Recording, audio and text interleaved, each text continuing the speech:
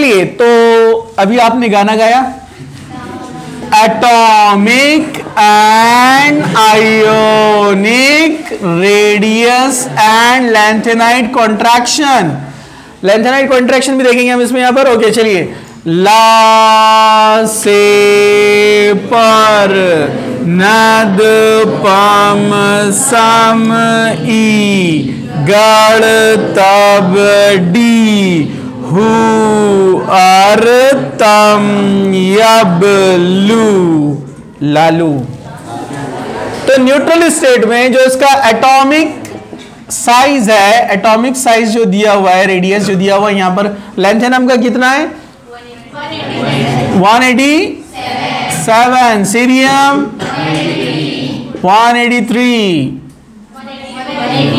182, 181, 181, 180, 199, 180, 178, 177, 76, 175, 174, 173 dash. और ionic यानी Ln3+ state में जब 3 इलेक्ट्रॉन वो लॉस कर देते तो डेफिनेटली साइज क्या होना चाहिए, कम। अपने को पता है ना, न्यूट्रल स्टेट से प्लस वाले का साइज कम होता है, इलेक्ट्रॉन लॉस हो गए ना, और माइनस वाले का साइज बढ़ता है। हाँ यस, 106, 103, 101, 99, 98, 96, 95, 94, 92, 91, 89, 88, 87, 86 डैश। आपको समझ में नहीं आता है? इधर देखो, कितने बार बोलना पड़ता, छोटे बच्चे हैं। तो यहां पर जो है ये आयन का साइज हो गया। तो अब इस पर क्वेश्चन कैसे आते हैं, एक्चुअली आपको पूरे वैल्यूज लर्न नहीं करना है, याद भी नहीं होते। आपको लर्न करना है लैंथेनम का 187, 106 और सीरियम का 183, 183 एंड 103, इतना। दूसरा आपको डायरेक्ट लर्न करना है गैडोलिनियम का, और उसके बाद डायरेक्ट कौन, ल्यूटेशियम दिया नहीं है तो टर्बियम का। ओके, तो एक्चुअली आपको क्वेश्चन आते हैं कि फ्रॉम लैंथेनम टू ल्यूटेशियम कितना कॉन्ट्रैक्शन हुआ, तो 187 माइनस 173। लैंथेनम टू ल्यूटेशियम जब वो बोलेगा मतलब आप टर्बियम तक की वैल्यू लेंगे, मतलब कितना लेंगे आप, 187 माइनस 173, कितना आता है ये 14 का डिफरेंस है। क्या में दिया है, पिकोमीटर में दिया है, यस, तो 14 पिकोमीटर का डिफरेंस आता है। कभी ऐसे भी हो सकता है कि सीरियम से पूछेगा कि एफ ब्लॉक में कितना कॉन्ट्रैक्शन है, तो आप लेंगे सीरियम टू ल्यूटेशियम अगर लेना रहा आपको, तो आप लेंगे 183 माइनस 173, 10 पिकोमीटर का डिफरेंस आएगा। और गैडोलिनियम का 180, 94 लर्न कर लो, ठीक है, इसका डिफरेंस निकाल सकते हैं आप यहां से। एक तो ये हो गया। दूसरा आप देखेंगे, चाहे आप एटॉमिक साइज देखें या आयोनिक साइज देखें, टॉप टू बॉटम यहां पर जो लिस्ट है, यानी जो लैंथेनाइट सीरीज है left to right, atomic and ionic size decreases. Atomic size और आयोनिक साइज क्या होता है, डिक्रीज होते जा रहा है। आप देखिए, तो जैसे जैसे हम आगे जाएंगे लैंथेनम से, लैंथेनम, सीरियम, ला से पर नद पम, आगे बढ़ते जाएंगे आप ऐसे, कहां तक जा रहे हैं आप, ल्यूटेशियम तक। So atomic size going on decreasing, वो डिक्रीज होते जा रहा है एटॉमिक साइज। ओके, तो ये क्या क्या इफेक्ट करता है, कौन कौन से फैक्टर्स पर, हम इसको यहां पर देखेंगे, ठीक है।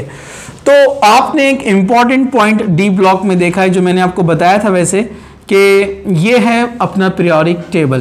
तो ये पीरियोडिक टेबल में आप देखेंगे, ये जो पीरियड नंबर है अपना 1 2 3 4 5 3, ये कौन है, ऊपर वाला 1 होता है ना हाइड्रोजन का, 1 2 3 4 5 6 और ये 7।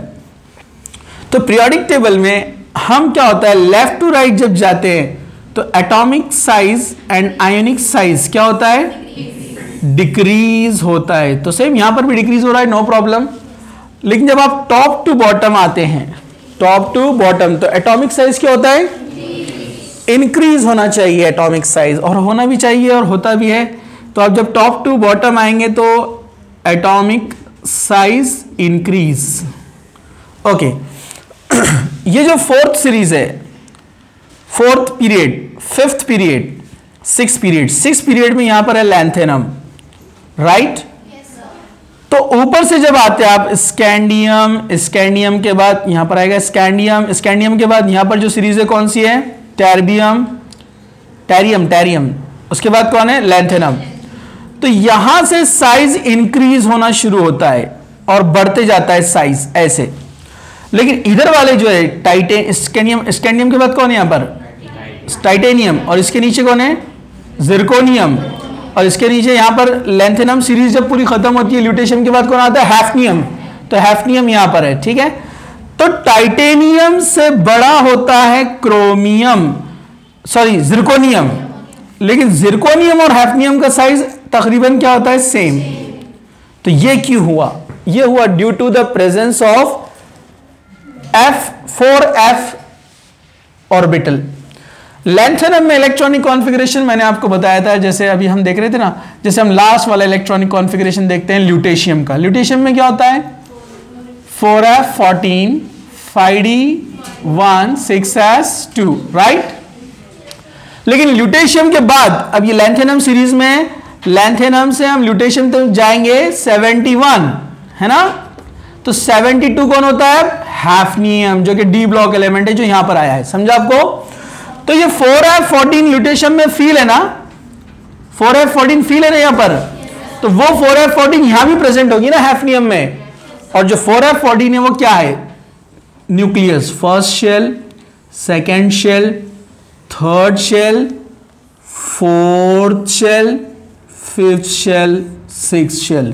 तो 4F14 यहां पर बीच में प्रेजेंट है, और वो कंप्लीट जब फिल हो जाती है तो हम उसको बोलते हैं 4F14। तो 4F14 जो अंदर inside near to nucleus present है, उसके 14 इलेक्ट्रॉन, अंदर के 14 एक्स्ट्रा प्रोटॉन्स और इलेक्ट्रॉन जो अट्रैक्शन करते हैं, और उस अट्रैक्शन की वजह से ऑर्बिटल क्या हो जाती है, कॉन्ट्रैक्ट। समझा आपको, जिसको हम क्या बोलते हैं, नो शील्डिंग इफेक्ट। शील्डिंग मतलब ऑर्बिटल जब इलेक्ट्रॉन में रिपल्शन होकर दूर जाती है न्यूक्लियस से, उसको शील्डिंग बोलते हैं, और जब अट्रैक्शन से नजदीक आती है तो उसको बोलते हैं नो शील्डिंग, नो स्क्रीनिंग। तो यहां नो शील्डिंग इफेक्ट हो रहा है क्योंकि electron continuously entering into 4F। अरे भाई हम जो बोल रहे हैं कि ये एटॉमिक साइज कम क्यों हो रहा है इनका, एटम का या आयन का, रीजन क्या है कि इलेक्ट्रॉन जो इंटर हो रहे हैं 4F1 4F2 4F3, so electrons are entering inside, समझा आपको। आउटर कौन है, 6 शेल, लेकिन इलेक्ट्रॉन जा रहे किधर, F में, 1 by 1। तो इलेक्ट्रॉन कंटिन्यूअसली किधर इंटर हो रहे हैं, थर्ड शेल, थर्ड लास्ट को बोलते हैं एंटी पेनल्टीमेट। क्या बोलते हैं उसको, इसको बोलते हैं एंटी पेनल्टीमेट। तो एंटी पेनल्टीमेट शेल में इलेक्ट्रॉन इंटर हो रहे हैं which is near to the nucleus, जिससे उसे अट्रैक्शन बढ़ रहा है, नंबर ऑफ इलेक्ट्रॉन बढ़ रहे हैं, नंबर ऑफ प्रोटॉन बढ़ रहे हैं, तो अट्रैक्शन बढ़ रहा है ना, तो कॉन्ट्रैक्शन होता है। इसलिए लैंथेनम से ल्यूटेशियम तक हम जाते हैं तो कॉन्ट्रैक्शन बहुत ज्यादा बढ़ता है, समझा। लेकिन जब ल्यूटेशियम तक पहुंच गए तो वहां पर कौन है, ऑलरेडी 4F14 फील है ना। तो 4F14 फील है तो 4F14 कंटिन्यू हैफनियम में चलेंगी ना। जब हैफनियम का कॉन्फ़िगरेशन आप लिखेंगे तो क्या लिखेंगे, 4F14, अब डी में इलेक्ट्रॉन जा रहा है, 5D2 6S2, यहां है ना इलेक्ट्रॉन, लेकिन ये तो ऑलरेडी है ना वहां पर। तो ऑलरेडी 4F14 प्रेजेंट होती है लैंथेनम के बाद वाले सारे एलिमेंट्स में, ला, हाफ, ता, ओ, री, ओ, सर, याद है ना आपको, हैफनियम, टैंटलम, टंगस्टन, रेनियम। आगे जब जाएंगे सब में 4F14 प्रेजेंट है, 4F14 प्रेजेंट है मतलब सब में कॉन्ट्रैक्शन प्रेजेंट है, और कॉन्ट्रैक्शन होने की वजह से हैफनियम और जिरकोनियम सेम साइज शो करते हैं। हालांकि टाइटेनियम से जिरकोनियम साइज बढ़ा, जिरकोनियम से हैफनियम बढ़ना चाहिए था, लेकिन 4f14 ने उसको कॉन्ट्रैक्ट कर दिया। That is called post lanthanide effect. क्या बोलते हैं इसको?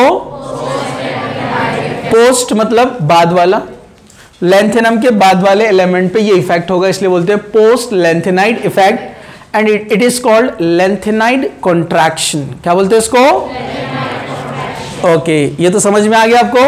और मैंने ये भी बताया था जिरकोनियम हैफनियम, इधर वाले जो दो एलिमेंट रहेंगे, गाना जिसको याद है वो आसानी से पेयर्स बना सकता है। इन सबको क्या बोलते हैं? Chemical twins. क्या बोलते हैं इनको? Chemical twins. तो केमिकल ट्विंस की जोड़ी आप बना सकते हैं, वाई झर नब मोटक रूरा। पहले वाला देख लो अपना वीडियो जिसको लर्न नहीं है, ला हाफ्ता री ओ सर पटाओ जी। तो ये कौन है? Chemical twins. ये आपस में केमिकल ट्विंस है, सेम साइज होने की वजह से। सेम साइज क्यों हो गया? 4f14 प्रेजेंट होने से कॉन्ट्रैक्शन हो गया।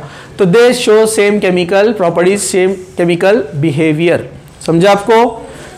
नेक्स्ट पॉइंट, आप लैंथेनम में लेफ्ट टू राइट जब देखेंगे लैंथेनाइड सीरीज में, तो एटॉमिक साइज क्या हो रहा है? डिक्रीज। जब एटॉमिक साइज डिक्रीज हो रहा है तो इलेक्ट्रॉन लूज करने की एबिलिटी क्या होगी? कम। जैसे सोडियम अपना एस ब्लॉक में आसानी से इलेक्ट्रॉन देता है, लेकिन डी वाले आसानी से दे देगा नहीं, तो इसलिए ये वाले आयोनिक बॉन्ड बनाते हैं, मालूम है ना आपको। और इधर वाले आयोनिक नहीं, कोवेलेंट बनाते पी ब्लॉक वाले। तो लेफ्ट टू राइट लैंथेनम से ल्यूटेशियम तक हम जब जाते हैं तो ionic character decreases, ionic character decreases and covalent character increases. तो what about solubility? Solubility decreases, solubility decreases. Solubility मतलब किसकी बात कर रहे हैं हम? लैंथेनम हाइड्रोक्साइड्स की। जो इनके हाइड्रोक्साइड्स होंगे ना, LaOH thrice, CeOH thrice, PrOH thrice, तो इनके जो बेस है इनकी सॉल्युबिलिटी क्या होती है? लेस। ये आसानी से सॉल्युबल नहीं होंगे क्योंकि आयोनिक कैरेक्टर कम हो रहा है ना, और आयोनिक पोलर रहते हैं और आयोनिक ज्यादा सॉल्युबल होते हैं, जबकि कोवेलेंट नॉन पोलर होते हैं, लेस सॉल्युबल। तो इनका solubility decrease, ionic character decrease, basic character also decrease, basic character also decreases. Basicity भी डिक्रीज होगा, ये तो पीरियोडिक टेबल में होता भी है, left to right basicity decrease, acidity increase. तो ये भी पॉइंट्स आपको ध्यान में रखना है। लास्ट में लैंथेनम के जो रिएक्शंस है बहुत इजी है। लैंथेनम आसानी से +3 स्टेट बनाता है, अपने को पता है। Ln मतलब लैंथेनम से लेकर ल्यूटेशियम तक सब आ सकते हैं। अगर आप इसका यहां पर रिएक्शन करते हैं with hydrogen H2, hydrogen monovalent है और लैंथेनाइड्स ट्राइवैलेंट है, +3 स्टेट आसानी से कॉमन ऑक्सीडेशन स्टेट है। तो कितने हाइड्रोजन आएंगे एक Ln के साथ में? 3, बराबर है। लेकिन बैलेंस करने के लिए क्या करना पड़ेगा? बोले ना, लैंथेनम लेना पड़ेंगे 2 और ये लेना पड़ेंगे H3H2, बराबर है। तो 2 मोल्स ऑफ LnH3 हाइड्राइड बनेगा, LnH3। समझा आपको? ओके, Ln लिया 2 ऑक्सीजन के साथ O2, ये ट्राइवैलेंट ये डाइवैलेंट, तो हम इसको कैसे बनाते हैं? इसका वैलेंसी इसके नंबर, इसका वैलेंसी इसका नंबर, Ln2O3, Ln2O3। समझा क्या आपको? तो अगर आपने इसका ऑक्सीडेशन किया तो Ln2O3। नाइट्राइड के साथ रिएक्शन, Ln लिया और नाइट्रोजन लिया N2, ये भी ट्राइवैलेंट ये भी ट्राइवैलेंट, 1:1 आएगा ना, मतलब ये लेकिन लेना पड़ेंगे 2, मतलब 2 मोल्स ऑफ LnN। नाइट्रोजन भी ट्राइवैलेंट ये भी ट्राइवैलेंट। समझा आपको? और वाटर के साथ जब लेते तो हाइड्रोक्साइड बनते हैं, हाइड्रोक्साइड। तो Ln का वैलेंसी 3, तो कितने वाटर लेना पड़ेंगे? 3, तो क्या बनेगा? LnOH थ्राइस प्लस 3 हाइड्रोजन है ना, तो H2 कितने जाएंगे? 3/2 H2। तो वैसे मैं यहां बना रहा था, यहां पर लिख दिया मैंने ठीक है, बता देता हूं यहां पर भी H2O लिया तो LnOH थ्राइस, और क्या लिया था नाइट्रोजन N2 तो क्या बनाया LnN। ओके, कार्बन लिया तो एक्सेप्शनल रिएक्शन शो करता है ये LnC2, यहाँ +4 स्टेट दिख रहा है ना अपने को, एक्चुअली वो 3 होता है, ठीक है। वैलेंसी वहां पर उसका थोड़ा एबनॉर्मल है, मतलब थोड़ा अलग है, इसको आप याद रखो। कार्बाइड जो रहते हैं LnC2 कार्बाइड्स बनते हैं। सल्फर के साथ सल्फर डाइवेलेंट तो क्या बनाएगा Ln2S3, इसका वैलेंसी इसका नंबर, समझा आपको। तो ये इसके केमिकल प्रॉपर्टीज है, और जो अदर प्रॉपर्टीज थोड़े हैं जो आप उसको रीड कीजिए, कुछ उसमें डाउट रहा तो आप मुझे पूछिए, ठीक है।